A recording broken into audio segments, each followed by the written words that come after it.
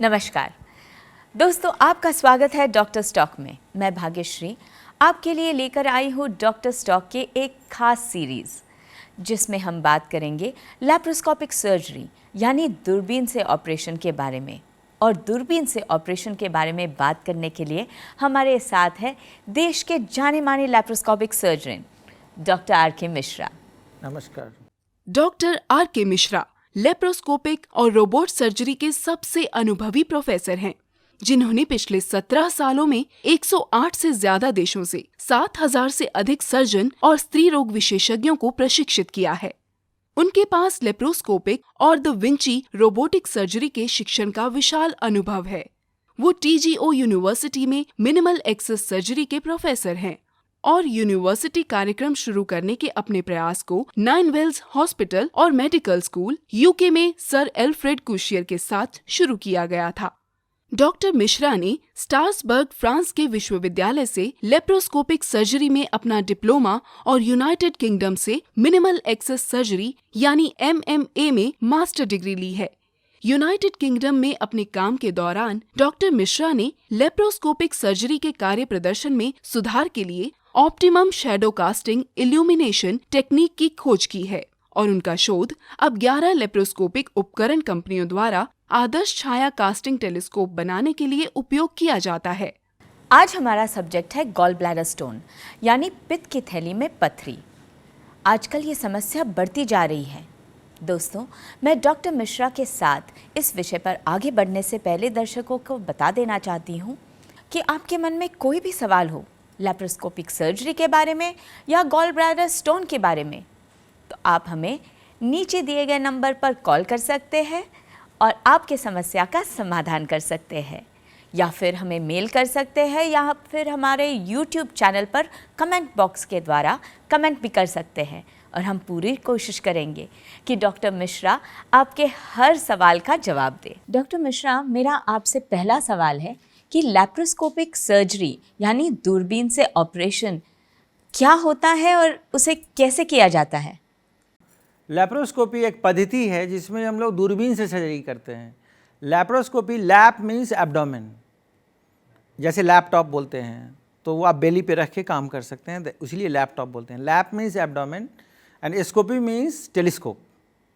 तो हम लोग एब्डोमेन में, एब्डोमिनल कैविटी के अंदर एक दूरबीन डालते हैं, उससे एब्डोमेन का सारा ऑर्गन बहुत ही अच्छी तरह से बड़ा बड़ा दिखने लगता है टीवी स्क्रीन पे, और उसके सारे ब्लड सप्लाई, नर्व्स, ये सब मैग्नीफाइड व्यू होने लगते हैं।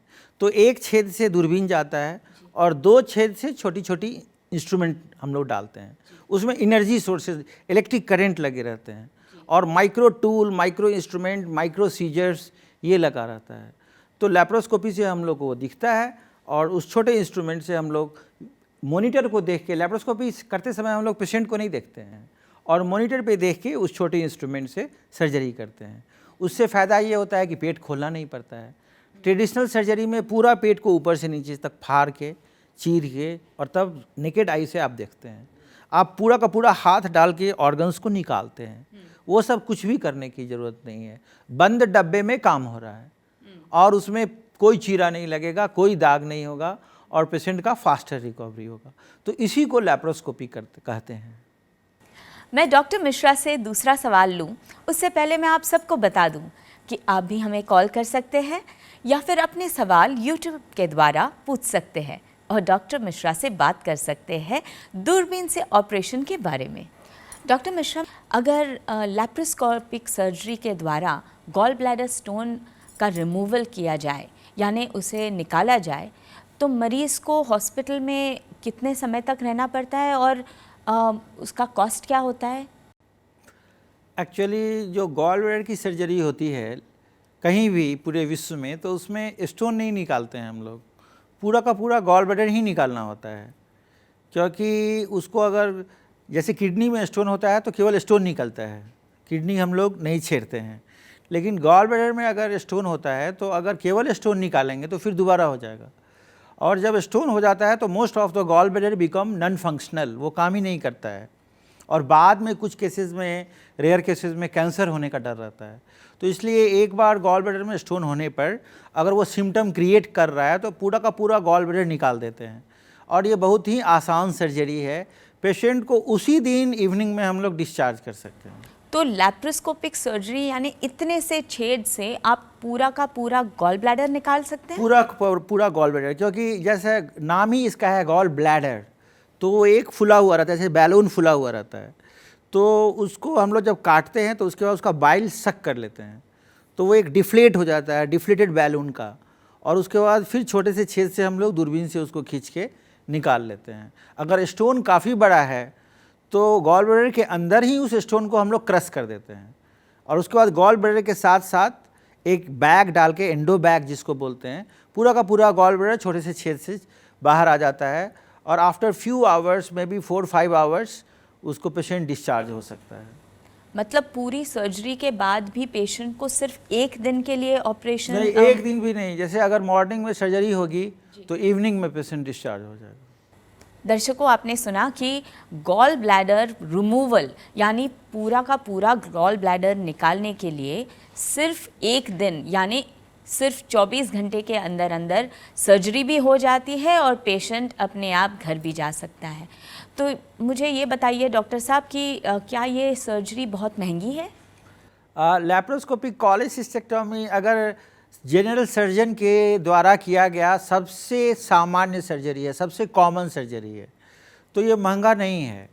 अगर छोटे शहर में ये तो 15 से 20 हज़ार रुपये तक में हो जाता है। बड़े शहर में थोड़ा सा महंगा है, करीब करीब 40, 50, 60 हज़ार रुपये तक, और डिपेंड करता है आप कितने बड़े हॉस्पिटल में जा रहे हैं। अगर आप 5 स्टार हॉस्पिटल में जाएंगे तो according to their facility it will increase, लेकिन ये काफ़ी आसान और सस्ता सर्जरी है। और ओपन सर्जरी से, जैसे हम लोग पहले बात किए थे कि ओपन सर्जरी से काफ़ी सस्ता है, क्योंकि इससे ज़्यादा अच्छा क्या है कि हम नेक्स्ट डे से अपना काम शुरू कर सकते हैं और घर जा सकते हैं। तो overall expenditure of hospital stay, the room charges, then anaesthesia and analgesics charges, ये सब अगर जोड़ें तो लैप्रोस्कोपी ओपन से काफ़ी सस्ता है। यानी कि सर्जरी महंगी नहीं है, आप जिस हॉस्पिटल में जाओ या जिस डॉक्टर से कराओ उस हिसाब से आपका कॉस्ट बढ़ता जाएगा। उससे थोड़ा सा इफ़ेक्ट पड़ता है, लेकिन अगर केवल गॉल ब्लैडर स्टोन का बात करें तो ये महंगी सर्जरी नहीं है, ये आराम से हो जाता है। और लोगों को अभी जितना भी नया टेक्स्ट बुक है सर्जरी में, जितना भी नया टेक्स्ट बुक है सर्जरी का जो कि मेडिकल स्टूडेंट पढ़ते हैं, उसमें गॉल ब्लैडर स्टोन का सर्जरी लैप्रोस्कोपी से गोल्ड स्टैंडर्ड माना गया है। मीन्स इससे दूसरा कोई अच्छा विकल्प है ही नहीं। और हम लोग अगर अमेरिका और इंग्लैंड की बात करें तो 97% से ज़्यादा लोगों का गॉल ब्लैडर का स्टोन लैप्रोस्कोपी से ही निकलता है। ओपन कोई नहीं कराता है आजकल विदेशों में।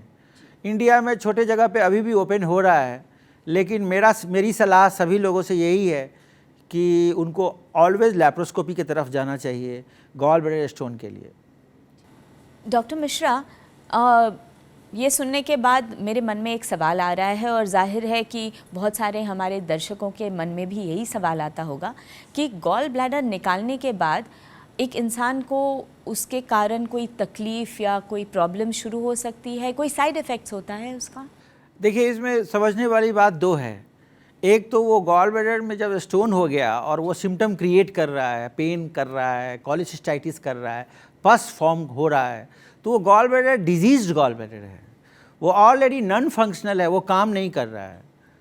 तो उसको निकालने से आप में इम्प्रूवमेंट होगा रदर देन कोई प्रॉब्लम हो। दूसरी बात, गॉल ब्लैडर का काम केवल यही है कि वो बाइल को स्टोर करके रखता है, बट उसका कंट्रीब्यूशन केवल 50 ml है। 50 ml बाइल को वो स्टोर करके रखता है। पूरे दिन में जो हमारा लीवर है वो करीब 1 लीटर से ज़्यादा बाइल निकालता है, और बाकी का बाइल जिसको पित्त बोलते हैं वो कॉमन बाइल डक्ट से इंटेस्टाइन में आता है। तो कॉमन बाइल डक्ट को हम लोग नहीं छेड़ते हैं, उसमें केवल गॉल ब्लैडर को ही निकालते हैं, तो उससे ऐसी कोई मुश्किल नहीं होती है।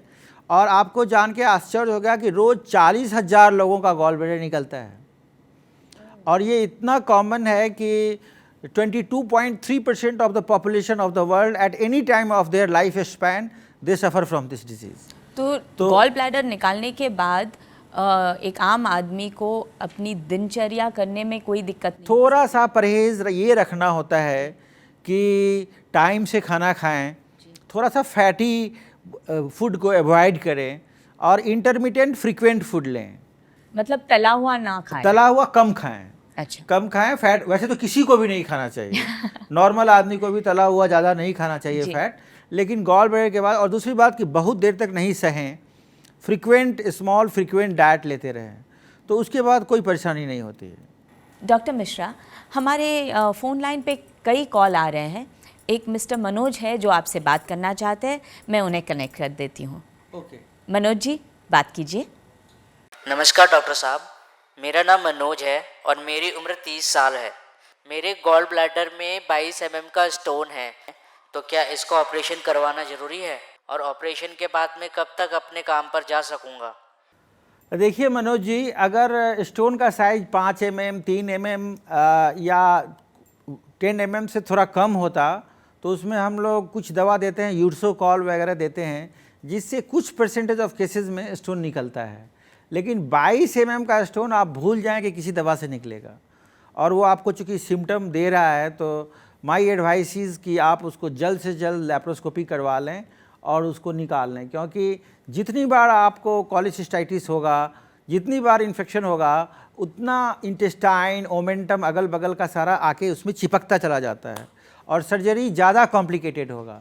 इसलिए हमारा सलाह है कि आप उसको ऑपरेशन करके निकलवा लें, और ये बहुत ही आसान सर्जरी है, हमारे समझ से कोई प्रॉब्लम नहीं होगा। Thank you doctor Mishra. तो मनोज जी, आपको आपका समस्या का समाधान तो मिल ही गया, तो जल्द से जल्द इस पे आप अमल करें। एक और फ़ोन लाइन पे है मिस्टर अमित कुमार। हाँ जी मिस्टर अमित कुमार, बात कीजिए डॉक्टर मिश्रा से। मेरा नाम अमित कुमार है और मेरी उम्र 44 साल है डॉक्टर साहब। मेरे गॉल ब्लैडर में स्टोन है और मुझे डायबिटीज़ भी है। मैंने सुना है डायबिटीज़ में ऑपरेशन नहीं किया जा सकता, तो मेरा सवाल है डॉक्टर साहब कि क्या मैं ऑपरेशन करवा सकता हूँ? देखिए, आपने कुछ गलत सुन लिया है। अगर शुगर की बीमारी वालों को गॉल ब्लैडर में सिम्टोमेटिक स्टोन हो तो वैसे केसेस में सर्जरी ज़रूर कराना चाहिए, क्योंकि आपको डायबिटीज़ है और अगर आप बार बार कॉलिसिस्टाइटिस से सफ़र कर रहे हैं तो उसमें पस हो सकता है, क्योंकि डायबिटीज़ वाले की इम्यूनिटी कम होती है और ऐसे कंडीशन में दूसरा प्रॉब्लम भी हो सकता है। इसलिए आप चिंता नहीं करें, डायबिटीज़ वालों को लैप्रोस्कोपी में कोई प्रॉब्लम नहीं है। इनफैक्ट डायबिटीज़ वालों के लिए लैप्रोस्कोपी ओपन सर्जरी से बेहतर माना गया है, क्योंकि ओपन सर्जरी में डायबिटीज़ वालों के टाँकों में पस होने का डर रहता है, क्योंकि उनकी इम्यूनिटी कम है और ढेर सारा चीरा लगेगा तो उसमें इन्फेक्शन हो सकता है। लेकिन laparoscopy is gold standard for diabetic patient, तो आप एकदम मत डरिए, ये बहुत ही आसान सर्जरी है। आप किसी भी लैप्रोस्कोपिक सर्जन से मिलें और उससे आप डायबिटीज़ का थोड़ा कंट्रोल करवा लें। दवा लेकर के ऑपरेशन पीरियड में डायबिटीज़ आपका अंडर कंट्रोल होना चाहिए और सर्जरी आराम से करा लें, कोई दिक्कत नहीं होगी। तो अमित जी, आशा है कि आपकी समस्या का समाधान डॉक्टर मिश्रा ने किया।